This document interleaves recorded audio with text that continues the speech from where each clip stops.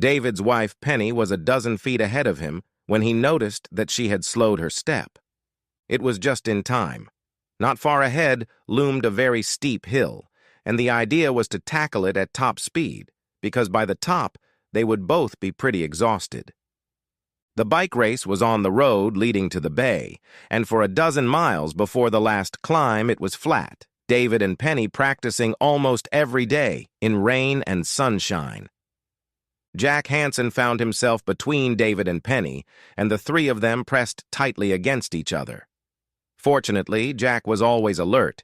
He swerved and didn't notice the collision. For a moment, David thought that Penny had simply slipped on one of her footsteps, although that was extremely rare. But as she rolled out of the lane, David realized there was more to it than that. He stopped too, right behind her, and she managed to put one foot down, her face white with pain. Their race was over, and now there was no way to recover. It wasn't too important. They weren't going to win anyway, but being in the lead group for the first time would be very satisfying. "What's the matter, honey?" asked David, settling in beside her. The stream of riders to their left made a quiet sound. They were all moving very fast. "I'm sorry, I just can't." David saw her hand go down to her thigh again, rubbing it. Then she reached down to her groin and began rubbing herself through the colorful, tight clothing. "What's that?" Now David was concerned.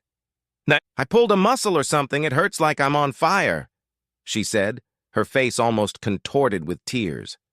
Once down, he helped her find a place to sit down, and they rested for quite some time. Finally, all the homeless people were long gone. Penny tried to get on her bike for the long ride back to their car, but gasped again as she tried. About an hour later, Jack Hansen returned. "What happened? We were riding in the top 10 and I dropped to 20th place. He looked at David, then at Penny, who was still sitting in place. "Penny pulled a muscle or something. Could you go get the truck?" asked David. "Shit. Well, can't be helped, sure, I'll be back." He headed off to where their cars were parked. It was another hour before Jack returned. They loaded all the stuff and he helped Penny into the car. She was still in pain. The next day, David drove her to her doctor's appointment. Janine Miller had been their family nurse practitioner for many years. She was a heavy-set woman in her 50s, not prone to nonsense. After her examination, she came out and sat down next to David with a puzzled expression on her face. "I can't find any signs of injury, but she has a stabbing pain in her right thigh and burning in her groin and rectum. I've heard of it, especially in athletes, which you both obviously include. But it's out of my area of expertise. I need to send her to a specialist, okay?" She wrote down the name of the clinic, which was Weiss and Associates. Penny came out, and David helped her into the car and drove her home. When he explained that they would have to drive over 100 miles to see a specialist, she protested that she would feel better if they gave her some time. "It's a male doctor, dear," said Penny, her face flaming. Penny had been shy even when they'd first gotten married. It had been a long time before she'd allowed herself intimacy with the lights on. Why? David didn't know exactly. Her figure bordered on spectacular, perhaps partly because of the Catholic school she attended and her very conservative mother. David was fine with that. Penny had been untouched on their wedding night, and he doubted she'd even kissed anyone else but him. "He's only a doctor," David told her. Penny had always been very self-conscious about her body. Even getting her to wear a tight suit hadn't been easy, but eventually she'd gotten used to it. "Still, I wonder if I should just rest," she asked. So they did, but the situation worsened rather than improved. It took over 2 weeks to get an appointment, but finally they made it. When Dr. Weiss came out, it was a tall and rather handsome man of about 35. With him was another young man named Dale, whom the doctor introduced as his assistant. David noticed that there was another man working in the room who looked to be just an orderly, also in his 30s. He didn't see any female nurses, not one. He assumed there were some, probably in the back room. They took Penny to the back room. She looked back in his direction, her face flaming. By now, she knew that she was going to be analyzed, and in the most intimate of places. Finally, after more than 2 hours, Penny walked back out. Dr. Weiss was right behind her. One look at his wife told David that she was very embarrassed, but he decided that if she was going to be helped, there was no other option. "Hello, I'm Daniel Weiss." The man held out his hand and David shook it.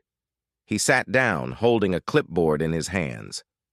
"I was thinking that since Penny said it happened while riding her bike, it's probably just a sprain of the adductor muscle, but I'm afraid it's more than that, since she says she had a tingling sensation and some blunt sensations, like her pelvis is falling asleep." David nodded, not sure what the man was talking about. "Your wife has what we call a pinched sciatic nerve. In that area of the body made up of the iliopoies and the ilium, there is a nerve line called the ramus nerve. This nerve line runs through the lower part of the body, the pelvis.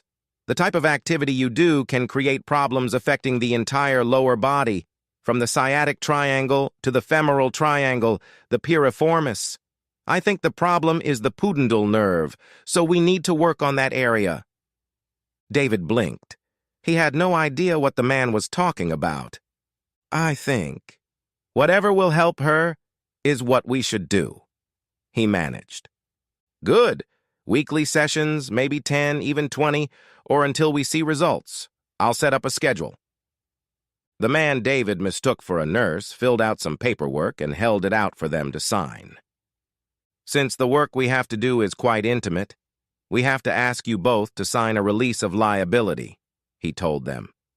Dale knew they would get no help without a signature, so he signed the document without reading it and handed it to Penny, who also signed.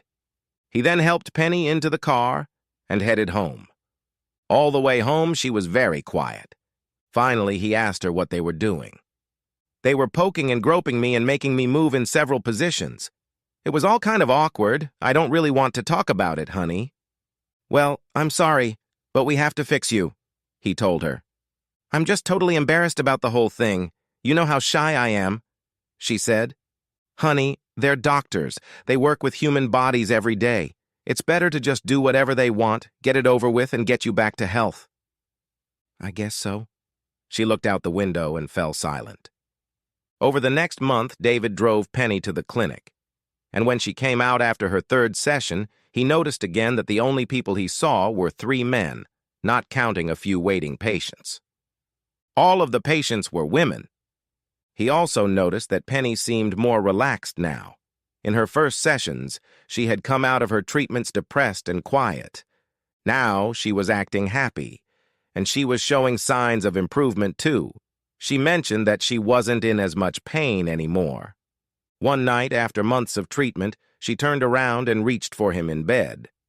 It was difficult. She was in so much pain that after several attempts, he stopped trying, not wanting to hurt her. The fact that Penny reached for him was something completely new. Up until that point, David had always been the initiator of sex.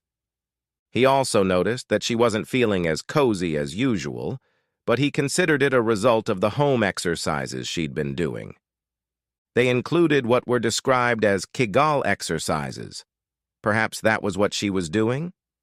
When they made love, Penny didn't seem to feel any discomfort, and he was very pleased with that. A month or so passed, and his wife started to look quite normal, so she said she wanted to try horseback riding again. "Do you think it might be too soon?" he asked her. "No, Dan and Dale said it will be fine, just don't stress," she said. Dan and Dale?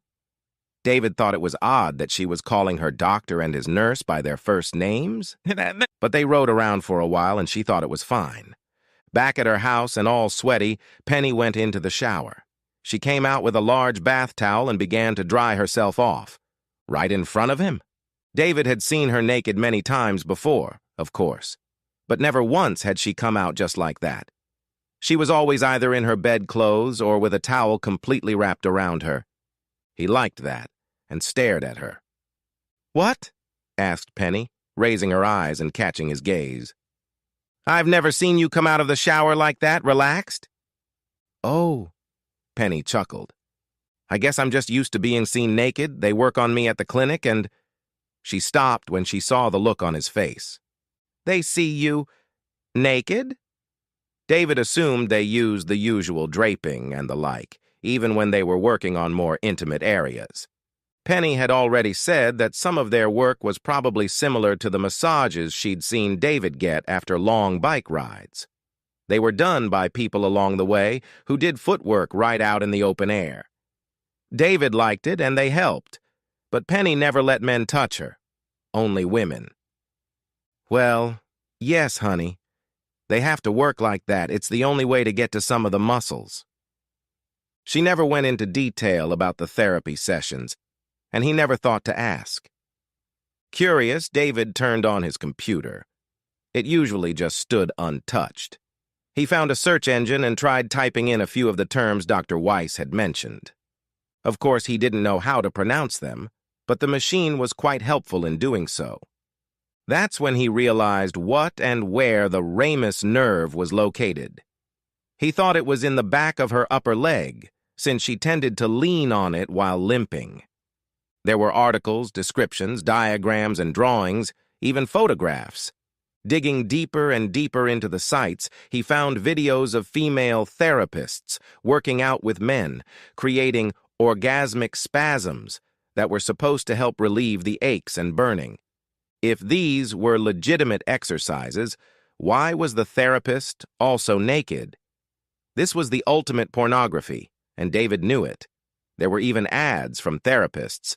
But if these were real therapists, why were there pictures showing pretty women with very low necklines? The next click left David confused. The patient's picture was of an attractive woman lying on the table on her back, completely nude. Watch video preview. The link read. David clicked on it. The video started with the woman completely undressed and then lying on the table. A man came in, standing with his back to the camera, leaned over the woman and inserted a simulator into her. He then heard a buzzing noise and realized it was an adult toy. A man stood next to the table and his face appeared on the screen. David was sure it was the same Dale from the clinic he had taken Penny to. The man started massaging the woman's stomach, then moved down to her groin, working the pelvic muscles on each side, and then moved on to her upper thighs. It actually looked like a regular massage, only the woman was blatantly naked. David scrolled through the beginning part of the video several times until he was sure it was the same man named Dale. He turned off the computer and sat there almost in shock.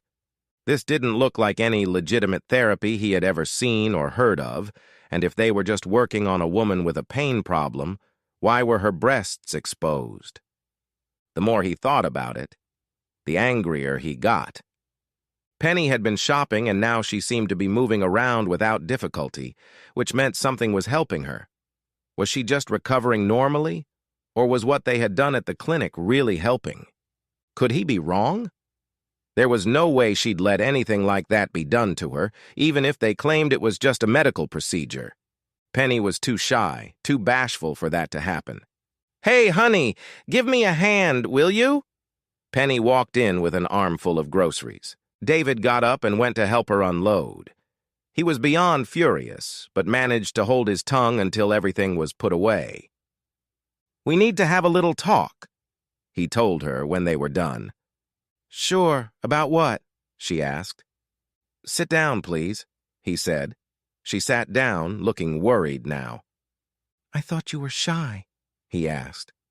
"What, well, used to be, but..." She looked embarrassed. "So tell me, what exactly do these treatments that you do every week involve?" They affect the muscles and stuff. Why?" "What muscles?" he asked. The ones at the bottom. The ones that hold everything together." Penny's face flushed.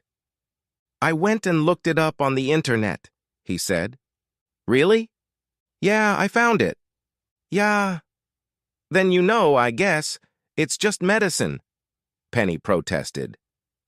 "Medical is touching your..." asked David. "I don't know what it is," she replied. David, I don't know the names of all the muscles, protested Penny. It's your pumpkin head. I read it on the internet. Honey, they told me. They said I needed spasms to help me recover. Her face was crimson now. I guess you were letting those assholes play with you. I suppose your breasts were bare, too? David was very angry. Honey, they told me it helps to stimulate, eases the cramps. That's what they said. Honest. You're calling them names. They asked me for it. They said it helps maintain a comfortable, relaxed atmosphere during the session. Good God, are you that dumb? He asked. Damn it! You told me to let them do whatever they wanted. I didn't even want to go back after the first time. Penny started to cry. David just sat there looking at her. Honey, you took me there. You said I should let them treat me, and besides, it worked. I'm not in pain anymore, she finally said with a whimper. Why didn't you tell me what was going on? He asked. Honey, it was awkward. Yeah, it wasn't a big deal, letting a couple guys rub up against you. David snorted. It wasn't like that. They stroked me, along and across, and the top of my legs and thighs, and the back, where it burns. David was confused for a moment. She felt better. There was no more pain or discomfort. They were back to normal sex. She was acting a lot less stiff, and truth be told, he liked it. But still, the thought of some men be damned doing these things to his wife and getting paid for it? Okay, but it's going to end, and it's going to end right now, okay? He told her. Okay, honey, I'm sorry. The next week, David arrived at Weiss's clinic alone. A nurse named Dale looked up when he walked in. Hello, sir. Where's your wife today? There was a confused expression on his face. I need to talk to Dr. Weiss, and you, right now, he said. Just a moment, sir. Frowning, he made his way to the back room. No more, came a voice from the hallway, and Dr. Weiss emerged from there. What can I do for you? He asked. I found out what you're doing here, accused David. Yeah? Okay, we're trying to help people. Why? An annoying smile appeared on the man's face. And helping people is playing with their calf? Their cruciate gland? Demanded David. The doctor laughed, and David managed not to hit him. First of all, you mispronounced the word. Second, it's just a part of the human body. It's connected to the pudendal nerve, which can cause severe pain or even numbness. Our methods may seem unorthodox, but we have an 80% success rate, which is better than the results of surgery, which is much more invasive. I don't think fondling my wife is an accepted medical procedure, shouted David. Well, we don't call it that. We call it inducing physical spasms. Sure, it gives pleasure to the client, but it's natural and unavoidable, sir. I should turn you into the police, hissed David. That's been tried before, sir. Feel free to do so if you wish. Of course, we have signed consent forms from both you and your wife. Dr. Weiss smiled. Feeling helpless, David turned to leave. He was well aware that if he did what he wanted to do, the odds of him ending up in jail were very high. Sir, Dr. Weiss called out to him. What? It is likely that your lady may have some problems in the future. Please feel free to call us if that happens. We can really help. The man smiled broadly. Back at home, David left it at that. Penny was doing well, and one of the benefits was that she was much more relaxed in the bedroom. The weekly nudity, the intimate touches, seemed to take the edge off her usual extreme shyness. David sat her down and made her tell him exactly what they had done. They told me it was the only way they could get to certain areas, honey, she said, catching the look on his face. And it hurts like hell, she added. David couldn't help himself and started laughing. Penny spent half the day getting mad at him about it. One night when they were having dinner in public, he noticed that there was no bra under the beautiful dress she wore. That in itself was a complete surprise. Penny always wore a bra, even when it was just the two of them in the house. Well, the hell with it, he didn't mind it. Besides, she was healthy and even more fun. He'd even given her a few treatments himself. He had already stopped getting upset and was just going with the flow. David was riding in the heavy traffic, Penny just ahead. They had finished 5th and 6th last year and planned to win this year.